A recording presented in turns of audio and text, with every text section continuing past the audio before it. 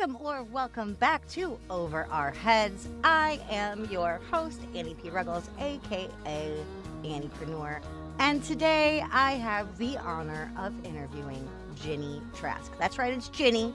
Don't call her Gina. Don't call her Jenny. It's Ginny. Let me tell you about her. Born into a family of entrepreneurs, business is simply second nature to Ginny. She began her first business at the age of 16 and never stopped. She has owned and grown numerous small businesses from incubation to the multi-millions and continues to help other small business owners optimize their ventures. She is passionate about helping entrepreneurs create businesses that serve their life and the world at large. Hey, Ginny, welcome to the show. Thanks so much for having me. You're super freaking fun and awesome. Thank you. You know, I endeavor. So, here on the Anniepreneur Network, I like to ask the really important question. So starting off right off the bat, how tall are you? 5'4".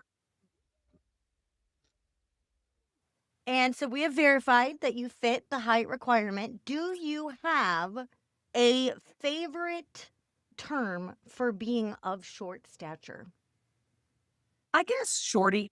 Shorty's probably the one. Shorty. Is that like the most popular one that you get, shorty?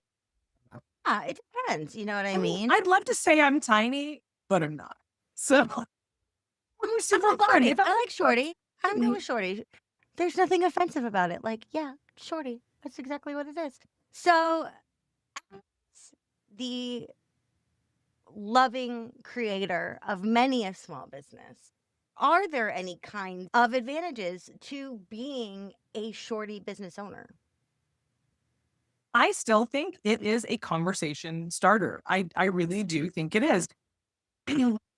So one of my most successful businesses was in the sports travel space. So I owned a multi-million-dollar sports travel company where we would do packages for like the Super Bowl and the Final Four and the Masters and the Kentucky Derby. And I cannot tell you how many times I met super nice like football players and basketball players. Because here's my little short self holding my little sign with my company logo, waiting for my like folks to come out.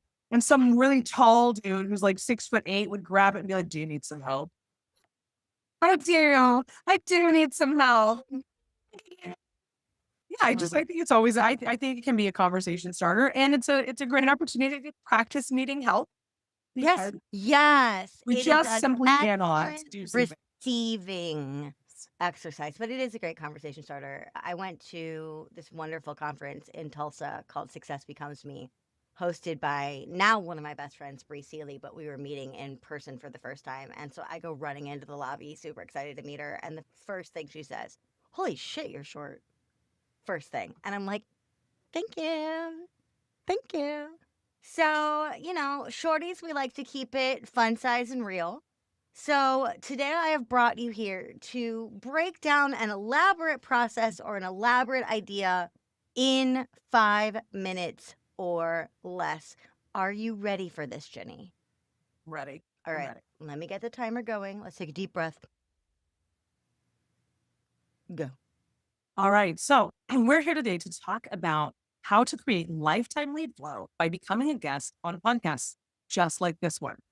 If you are not in the podcast game, oh my God, where have you been and what are you doing? So let's just break down for a moment what is better about podcast guesting than social media posting. For all of you that feel like you've been screaming into the void on social media, I have good news. You can stop doing that. Podcast listeners on average listen for 25 minutes. So while we're all trying to make our Facebook reels and Instagram lives and all that stuff shorter, yeah, we don't have to do that here. We get 25 minutes with people on average. Your show's shorter. We're going to do it in 5. The average podcast listener makes $75,000 or more a year and has a 4-year college degree. These are more qualified leads than what you are buying with Facebook ads. Okay? Yes.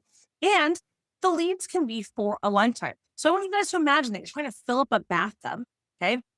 And you've turned on one faucet, and that faucet is Facebook ads, or maybe not even ads, just posting. Okay. So what happens when you stop doing it? You stop posting, you stop paying, that faucet gets turned off. But now I want you to imagine that you're trying to fill up that bathtub and you've got 100 faucets. In my program, I teach people to get on 100 podcasts in a year. We want you getting on 2 a week. And we actually introduce you to 2 podcasts a week, right? Yes. Can you imagine what it would be like if you're trying to fill a bathtub with 100 bosses? Now, some of them are just going to have a little drip. Some of them are going to have a huge pour. But here's the thing. These podcasts, most of those, they're never going to go away. They're going to sit out there for years. I know a guy who just got a $300,000 deal off of a podcast that he recorded 3 years ago. I have a client that just got 2 back-to-back pay in full $4,000 clients from one podcast she recorded like 8 months ago. Back to back, right? These folks are generally more qualified, higher educated, and 68% of respondents who listen to podcasts say that they do make purchases off of podcasts. So if that's not enough of a case, it's also very like nervous system regulating. I never am on my phone trying to figure out whether or not my post went viral or my video got enough likes or did somebody comment or did somebody DM me. I do not chase any of that. I get on 2 shows a week. I connect with the audience. I get leads. I get sales. It is that simple. My business is so simple because this is the way that I do it. Now, and some of you out there are probably thinking, well, I've been on podcasts and I didn't get anything out of it. There are 3 common mistakes that people make on podcasts, and they are generally the reason that you're not lead generating from podcasts. Number one is you need a great lead magnet, one that converts well from a podcast. Ebooks are dead. Please stop giving people your ebook. Okay. What does well is things that are done for you. Like I've done the hard work for you. So my friend is a TEDx coach. What does he give away when he speaks? He gives away a list of 20 TEDx's that are looking for speakers right now. They've done the hard work for you. My lead magnet is actually at greatleadmagnet.com, and it teaches you how to make a lead magnet. And then as a bonus, you actually get a template, right? Like it could not possibly be easier. I've done it for you. Right. So next point. So you need a great lead magnet, number one. Number two, you need to actually talk about it during your talk, not just at the end. So notice how I just snuck in my lead magnet right there. Cool. I'm also going to give it to you at the end, right? But also notice it was a simple, easy to remember URL. Okay. No tiny URLs, no bit.lys, no backslashes, no none of that. Okay. The other problem that you're probably having is you are probably, when the host goes, people get in touch with you. You are taking that question seriously and giving them your website, your email address, your Facebook, your LinkedIn. Stop doing that. One thing, the way that people contact you is through your lead. Okay. And I have a fabulous way of saying that. I don't have time to give it to you today, but I have a fabulous way of answering that question in a way that still leads to your lead magnet.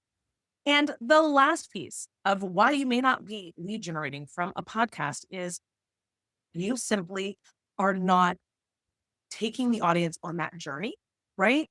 That is going to get them there. That's going to help the pieces fall into place for them. And your lead magnet needs to be the natural next step.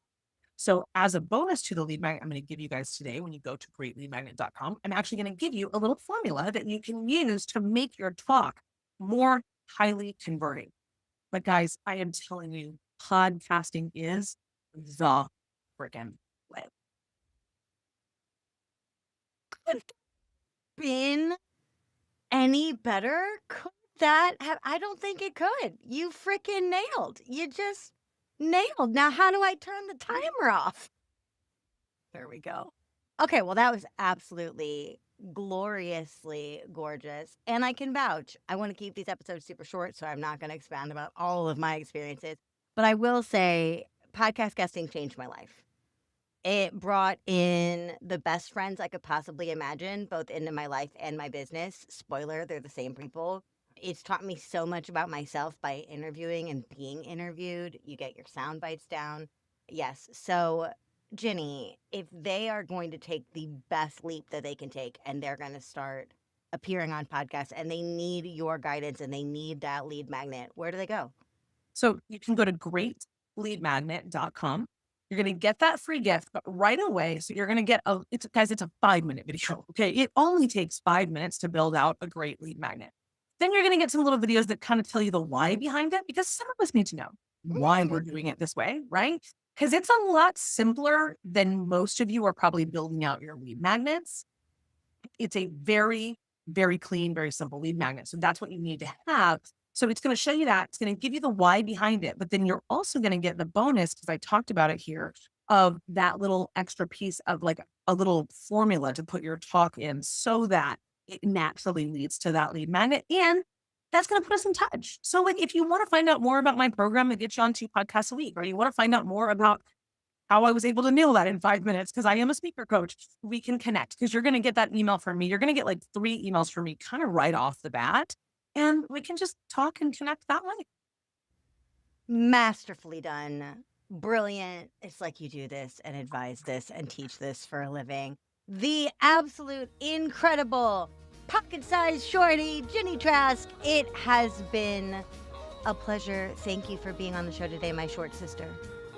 Thank you for having this. This was so fun. And thank you for having me. I love that you're doing these little short, actionable, bite-sized, like us, they're bite-sized things that people can really learn from. So I think the 5-minute thing is just absolutely brilliant. I think you're absolutely brilliant. This has been Over Our Heads. I'm Annie Preneur, and we'll see you next